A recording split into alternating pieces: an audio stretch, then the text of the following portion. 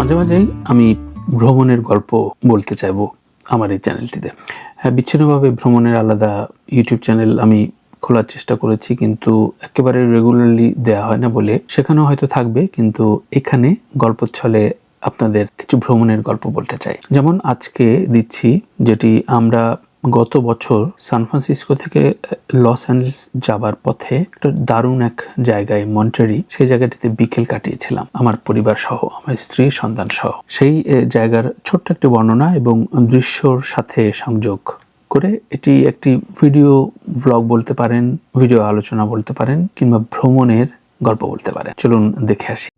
আমরা San Francisco থেকে loss অ্যাঞ্জেলেসের দিকে যাবার পথে স্টপ বাই দিয়েছি মন্টারি, ক্যালিফোর্নিয়া, ইউএসএতে। প্রশান্ত মহাসাগরের তীরে অবস্থিত মন্টারি বে অসম্ভব সুন্দর জায়গা, এবং ক্যালিফোর্নিয়া যারা ঘুরতে আসেন এই জায়গাটি তাদের লিস্টে না রাখলে ভুল করবেন।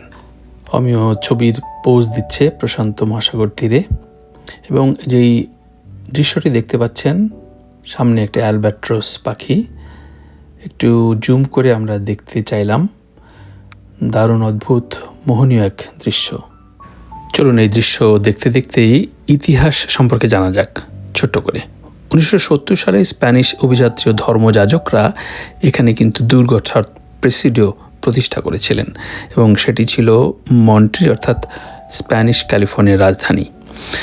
ঠিক 1821 সালে মেক্সিকো স্পেনের কাছ থেকে স্বাধীনতা লাভ করলে মন্টারি নতুন করে মেক্সিকান ক্যালিফোর্নিয়ার রাজধানী হয়। আর ঠিক তারপরে 1847 সালের 7 জুলাই মার্কিন নৌবাহিনী মন্টারি কাস্টম হাউসের সামনে প্রথমবারের মতো ঠিক এখানে এই সমুদ্র তীরে যুক্তরাষ্ট্রের পতাকা উত্তোলন করেন। তাই এই সমুদ্র তীরবর্তী মন্টারি এলাকাটা মূলত মেক্সিকো, স্প্যানিশ এবং আমেরিকার ইতিহাস বহন করে। অনিমা আর ছেলের খুনসুটি।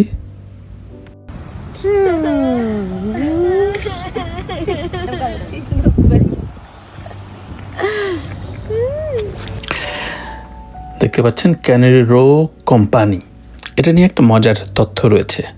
1945 সালে নোবেলজয়ী মার্কিন লেখক জন স্টেইনবেক তার বিখ্যাত উপন্যাস ক্যানারি রো প্রকাশ করেন। বইটি এতটাই জনপ্রিয় হয়ে ওঠে যে এলাকার আসল নাম ওশেন ভিউ অ্যাভিনিউ সেটা বদলে আনুষ্ঠানিকভাবে ক্যানারি রো রাখা হয়, এবং আজ অবধি সেই নামটি রয়েছে। আরও একটি তথ্য দিই, 1920 থেকে 1940-এর দশকে মন্টারি অর্থাৎ ক্যানারি রো ছিল বিশ্বের অন্যতম বৃহৎ সার্ডিন মাছ প্রক্রিয়াজাতকরণ কেন্দ্র, এবং এখানে প্রতিদিন হাজার হাজার টন মাছ ধরা হতো এবং সেগুলো ক্যানজাত করে বিশ্বের বিভিন্ন দেশে পাঠানো হতো। আর এই শিল্পের ওপর নির্ভর করে হাজার হাজার মানুষের জীবিকা গড়ে উঠেছিল। আমরা বেশ খানিকটা সময় কাটালাম এবং একসাথে ডিনার করে তারপরে লস অ্যাঞ্জেলেসের দিকে রওনা দিলাম। যদিও অনেক রাত হয়ে যাবে পৌঁছাতে, তবুও এই বিকেলটা খুবই মূল্যবান হয়ে উঠল মন্টারি দেখার জন্য। তাই যারা ক্যালিফোর্নিয়া ভ্রমণ করবেন তারা এই জায়গাটিকে তাদের ভ্রমণ লিস্টে রাখতে পারেন।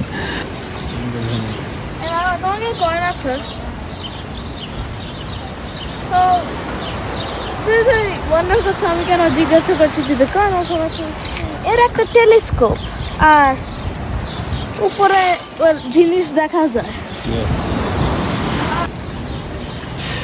আমিও এখানে ঘুরতে এসে দারুণ খুশি। সে এদিক ওদিক লাফালাফি হাঁটাহাঁটি করে বেড়াচ্ছে, এবং বাপ বেটা দুজনেই।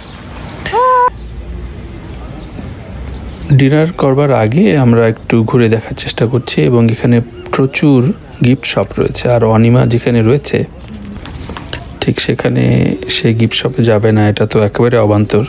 তবে একটা কথা জানিয়ে রাখি, যারা এখানে আসবেন এখানকার গিফট শপগুলো কিন্তু সব লোকাল আমেরিকান প্রোডাক্ট না।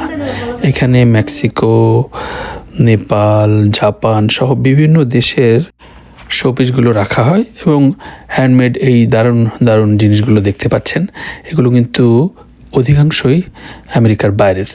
তাই যারা কিনতে আসবেন তারা অবশ্যই দেখে নেবেন পেছনে কি লেখা রয়েছে। দেখা গেল আপনি এশিয়া বা ইন্ডিয়ার কাছাকাছি কোনো দেশ বা বাংলাদেশ থেকে এসছেন, কিন্তু ভারতের একটা জিনিস নিয়ে গেছেন অনেক দামে। তাই বিষয়টি একটু দেখে নেবেন যে পেছনে কোন দেশের তৈরি বা কোন দেশের প্রোডাক্ট সেটি লেখা রয়েছে। এই কারণে বলছি, আমরা এত ঘোরাঘুরি পরও এবং অনিমা খুবই দেখে শুনে অনেক বার্গেন করে জিনিসপত্র কিনে, তারপরও একটা টিয়া সে কিনলো। এই সে টিয়া যেটি নেপালের তৈরি এবং নেপালে গেলে এটার দাম 10 ভাগের 1 ভাগ, সেটি ডলারে কিনে। প্রিয় দর্শক, বিচ্ছিন্নভাবে আমার ভ্লগ চ্যানেলে যেমন ভিডিও থাকবে, তেমনি আপনাদের সাথে গল্প ছলে এই ভ্রমণের গল্পগুলো বলতে চাই। একই সাথে ফেসবুকে ট্রাভেল উইথ তানভীর নামে যেই পেজটি রয়েছে, সেখানে একেবারেই ডেডিকেটেডলি আমার ভ্রমণের গল্প এবং বিভিন্ন দৃশ্য বর্ণনা থাকবে নিয়ম। সেই পেজের লিঙ্কটিও আমি কমেন্ট বক্সে দিয়ে দেবো। আপনাদের প্রতি অনুরোধ রইল, আমার এই ভ্রমণ গল্পের সারথি হতে চাইলে, একসাথে ভ্রমণ করতে চাইলে এই পেজটির সাথে সংযুক্ত থাকুন। দেখা হবে ভ্রমণে, গদ্যে, আড্ডায়।